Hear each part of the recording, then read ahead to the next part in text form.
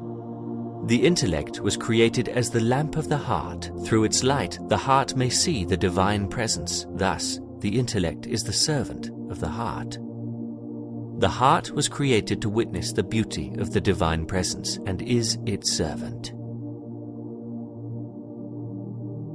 The heart has a number of qualities which can be grouped into 4 types. Predatory attributes that find happiness in rage, destruction, and killing.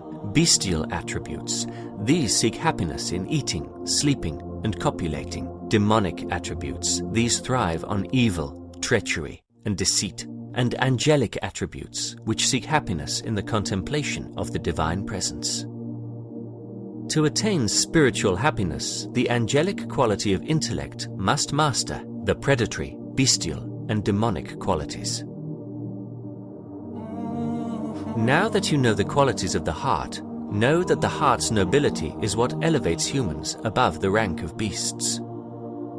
Nobility from knowledge has 2 degrees. One is gathered by the heart through a door that opens toward the 5 external senses, such as learning the arts and sciences. The other is acquired directly by the heart through a door that opens to the heavens and divine inspiration. Know that the heart is like a well and knowledge is like water. The 5 senses are streams that fill the well.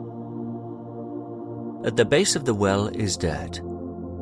Beneath the well is a pure spring.